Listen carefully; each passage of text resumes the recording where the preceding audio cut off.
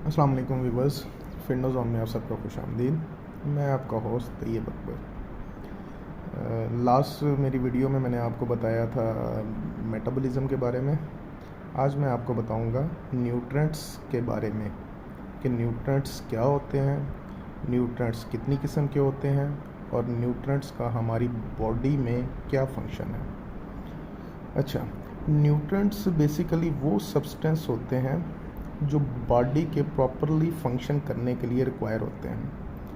कुछ न्यूट्रिएंट्स जो होते हैं बॉडी को लार्ज क्वांटिटी में रिक्वायर्ड होते हैं, जिनको हम मैक्रो न्यूट्रिएंट्स कहते हैं, और कुछ न्यूट्रिएंट्स ऐसे होते हैं जो बॉडी को स्मॉल क्वांटिटी में रिक्वायर्ड होते हैं, इनको हम माइक्रो न्यूट्रिएंट्स कहते हैं।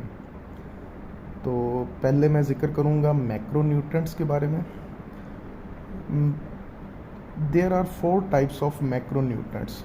4 टाइप्स के मैक्रो न्यूट्रिएंट्स होते हैं, जिनमें प्रोटीन, कार्बोहाइड्रेट्स, फैट्स और वाटर होते हैं। और 2 तरह के माइक्रो न्यूट्रिएंट्स होते हैं, जिनको हम विटामिन्स एंड मिनरल्स कहते हैं। तो सबसे पहले मैं आपको मैक्रो न्यूट्रिएंट्स के बारे में बताऊंगा step by step. Macro nutrients में सबसे पहले आ जाता है हमारे पास प्रोटीन। सब बेसिकली प्रोटीन होता क्या है, प्रोटीन का बॉडी में काम क्या है, ठीक है, और प्रोटीन हमारी बॉडी में क्या क्या फंक्शन करता है, और प्रोटीन हमारी बॉडी के लिए कितना ज़रूरी है, ये मैं आपको बताऊंगा। बेसिकली प्रोटीन जो होते हैं हमारे लिविंग सेल बनाने के लिए एक बेसिक रिक्वायरमेंट होती है, ठीक है।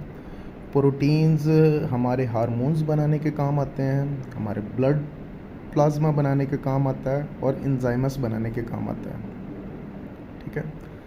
और जो प्रोटीन की बेसिक जो बिल्डिंग ब्लॉक है, जो यानी कि प्रोटीन की बेसिक यूनिट है, उसको हम अमाइनो एसिड्स कहते हैं।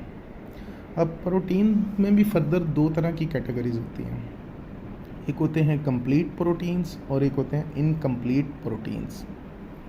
अच्छा, सबसे पहले मैं आपको ये बताता चलूँ, हमारी बॉडी के जितने भी वाइटल ऑर्गन हैं, ठीक है, उनमें हमारे अंदर बॉडी के चाहे अंदर हैं या बाहर हैं, हमारी स्किन, हमारे नेल्स, हमारे बाल, ये सारे बेसिकली प्रोटीन से बने होते हैं, ठीक है।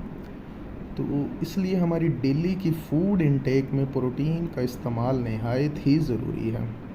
हम अपनी नॉर्मल रूटीन लाइफ में प्रोटीन को बिल्कुल डिसरिगार्ड कर देते हैं। नॉर्मली हम डेली हमारी अगर हम फूड इनटेक देखें, आप कोई भी बंदा अपनी डेली की फूड इनटेक एक नॉर्मल बंदा बनाए और वो उसमें से प्रोटीन की कैलकुलेशन करे, तो प्रोटीन हमारी बॉडी या हम फूड इनटेक में प्रोटीन ना होने के बराबर इस्तेमाल कर रहे हैं। अच्छा, 2 तरह के प्रोटीन होते हैं, मैंने आपको बताया, एक होते हैं कंप्लीट और एक होते हैं इनकम्प्लीट प्रोटीन्स। अब इनको एक कंप्लीट प्रोटीन्स क्यों कहते हैं और एक को इनकम्प्लीट प्रोटीन्स क्यों कहते हैं? बेसिकली प्रोटीन्स में होते हैं अमाइनो एसिड्स, जो कि प्रोटीन का बेसिक बिल्डिंग ब्लॉक है। अब अमाइनो एसिड्स भी 2 तरह के होते हैं, एक होते हैं नॉन एसेंशियल अमाइनो एसिड्स, एक होते हैं एसेंशियल अमाइनो एसिड्स। अच्छा, नॉन एसेंशियल अमाइनो एसिड्स वो अमाइनो एसिड्स होते हैं जो हमारी बॉडी खुद ब खुद जनरेट करती है, वो हमें ऑरली लेने की ज़रूरत नहीं पड़ती, वो हमारी बॉडी खुद ब खुद जनरेट कर रही होती है, इसलिए उनको नॉन एसेंशियल अमाइनो एसिड्स कहते हैं। और वो एक होते हैं essential amino acids. Essential amino acids वो होते हैं जो हमें ऑरली फूड के थ्रू लेने पड़ते हैं, ये हमारी बॉडी खुद जनरेट नहीं करती, ये हमें हमारी डेली फूड इनटेक के थ्रू लेने पड़ते हैं। अब वो प्रोटीन टोटल हमारे पास ऑलमोस्ट जो अभी तक मतलब रिसर्चर्स ने बताया 9 टाइप्स के एसेंशियल अमाइनो एसिड्स होते हैं। अब हमारा वो फूड जिसमें ये 9 अमाइनो एसिड शामिल होते हैं, उनको हम कंप्लीट प्रोटीन्स कहते हैं। और जिनमें से ऐसा फूड जिनमें ये 9 अमाइनो एसिड्स पूरे नहीं होते, मतलब किसी में 4 होते हैं, किसी में 5 होते हैं, उनको हम कह सकते हैं कि वो इनकम्प्लीट प्रोटीन है, ठीक है। अब ये एसेंशियल अमाइनो एसिड्स होते क्या हैं, ये एक फर्दर एक बहुत लंबा टॉपिक है, तो इसलिए मैं आपको सिर्फ मोटा मोटा बताऊंगा कि बेसिकली प्रोटीन एक कंप्लीट प्रोटीन होता है और फिर एक इनकम्प्लीट प्रोटीन फूड होते हैं, ठीक हो गया। अब मैक्रोन्यूट्रिएंट्स में अगली जो चीज़ होती है वो होते हैं कार्बोहाइड्रेट्स। अच्छा, कार्बोहाइड्रेट्स हमने नॉर्मली तो सुना होता है कि एक बैड कार्ब्स होते हैं और एक गुड कार्ब्स होते हैं। कार्ब्स बेसिकली हमारी बॉडी का प्राइमरी जो फ्यूल सोर्स होता है ना, वो कार्ब्स होते हैं। मसलन हमारी बॉडी में एनर्जी की जितनी भी रिक्वायरमेंट है वो कार्ब्स पूरी करते हैं, ठीक है। तो कार्ब्स का मतलब कार्ब्स की इनटेक भी हमारी डेली फूड में बहुत ही ज़रूरी है। नॉर्मली हम देख रहे होते हैं कि लोग हमें कहते होते हैं कि यार ये कार्ब्स जो हैं ये तो बंदे को मोटा करते हैं। और तो एक सिंपल सी आपको थ्योरी बताता चलूँ कि कोई भी चीज़ है उसकी ज़्यादती या कमी दोनों ही नुकसानदेह होती है, ठीक है।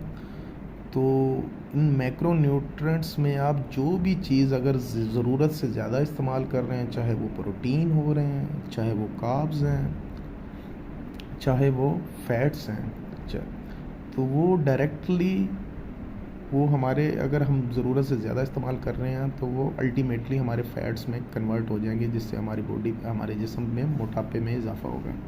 अच्छा चलिए मैं आपको कार्बोहाइड्रेट्स के बारे में बताता चलूँ कि बेसिकली कार्बोहाइड्रेट्स जो हैं वो हमारी बॉडी का मेन प्राइमरी एनर्जी सोर्स है। कि हम जो भी डेली अपनी रूटीन में काम कर रहे हैं, चाहे हम बोल रहे हैं, चाहे हम सो रहे हैं, चाहे हम चल रहे हैं, इवन के कोई हम हाथ हिला रहे हैं, तो ये जो एनर्जी आ रही है बेसिकली कार्बोहाइड्रेट से आ रही है। कार्बोहाइड्रेट्स फर्दर बॉडी में जब ब्रेक डाउन होते हैं, कैटाबॉलिक रिएक्शन के दौरान जब वो फर्दर ब्रेक डाउन होते हैं तो उनसे वो ग्लूकोज बनता है। और वो जो ग्लूकोज होता है बेसिकली वही हमारी बॉडी का मेन प्राइमरी सोर्स होता है। हाँ, प्रॉपर कार्ब्स ना इस्तेमाल करने का नुकसान ये भी होता है कि अगर हम बॉडी को सही क्वांटिटी में कार्बोहाइड्रेट्स ना प्रोवाइड करें तो हमारी बॉडी, ज़ाहिर बात है बॉडी ने तो एनर्जी लेनी है, कहीं ना कहीं से लेगी।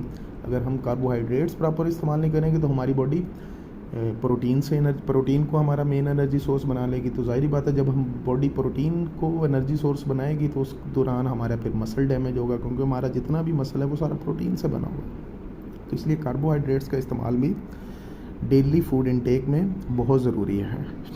अब नेक्स्ट जो न्यूट्रेंट है वो हमारा है फ़ैट। अब फैट का सबसे बड़ा जो फिनोमेना है हम लोगों में जो फिनोमेना बना हुआ है कि जी फ़ैट का इस्तेमाल नहीं करना। जी फ़ैट का मतलब है जी मोटापा, फ़ैट तो इस्तेमाल करना ही नहीं है।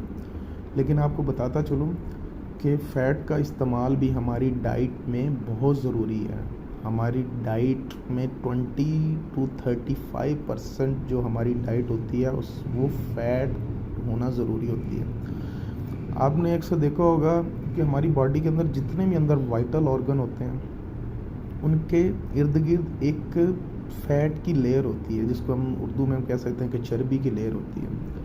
तो फ़ैट बेसिकली हमारे जो वाइटल ऑर्गन हैं उनकी प्रोटेक्शन का काम भी कर रहे होते हैं, ठीक है। और बेसिकली फ़ैट जो होते हैं हमारे जो बॉडी में कुछ स्टेरॉइड्स होते हैं, विटामिन डी होते हैं, ठीक होते हैं, विटामिन ई होते हैं, इनको ऑब्जॉर्व करने के लिए भी फ़ैट ही ज़रूरी होते हैं, क्योंकि ये फ़ैट ही इन चीज़ों को ऑब्जॉर्व करते हैं, ठीक है। अब फ़ैट्स भी दो तरह के होते हैं, गुड फैट्स होते हैं, बैड फैट्स होते हैं। नॉर्मली इनको हम सैचुरेटेड और अनसैचुरेटेड फ़ैट कहते हैं। लेकिन मैं आपको ये एक अपनी नेक्स्ट वीडियो में बताऊंगा कि ये सैचुरेटेड और अनसैचुरेटेड फ़ैट इन्हें हम क्यों कहते हैं और कौन से गुड फैट होते हैं और कौन से बैड फैट होते हैं। अब नेक्स्ट जो हमारा मैक्रोन्यूट्रेंट है वो है water. Water is very essential for all energy production in the body. कि हमारी बॉडी में जितनी भी एनर्जी की प्रोडक्शन हो रही है उसके लिए वाटर बहुत ही ज़रूरी है। वाटर बेसिकली हमारी बॉडी का टेम्परेचर रेगुलेशन भी हमारी वाटर के ज़रिए होती है। हमारी बॉडी के जितने भी अंदर वेस्टेज मटेरियल होते हैं, ठीक है, वो सारे वाटर ही डिज़ोल्व करता है। तो आलमोस्ट आपको मैं बताता चलूँ कि इंसान की बॉडी का जो 50 to 70% वेट होता है ना वो वाटर होता है। तो अगर आप पानी का इस्तेमाल कम करेंगे तो वो बेसिकली हमारी एनर्जी एनर्जी ही रिड्यूस होगी। ऑलमोस्ट 30% अगर हम आप पानी का इस्तेमाल प्रॉपर नहीं करें तो हमारी बॉडी की 30% तक एनर्जी रिड्यूस हो रही होती है। तो व्यूवर्स, आज आई होप आपको अब माइक्रो न्यूट्रिएंट्स के बारे में पता तो चल गया होगा। इंशाल्लाह नेक्स्ट अपनी वीडियो में मैं आपको इनके बारे में डिटेल से बताऊंगा। तब तक के लिए अल्लाह हाफिज़। अगर आपको मेरी वीडियो पसंद आई हो तो इसको लाइक और शेयर ज़रूर कर दीजिएगा और बेल आइकन के बटन को ज़रूर दबा दीजिएगा और काइंडली मेरे चैनल को सब्सक्राइब ज़रूर कर लीजिएगा।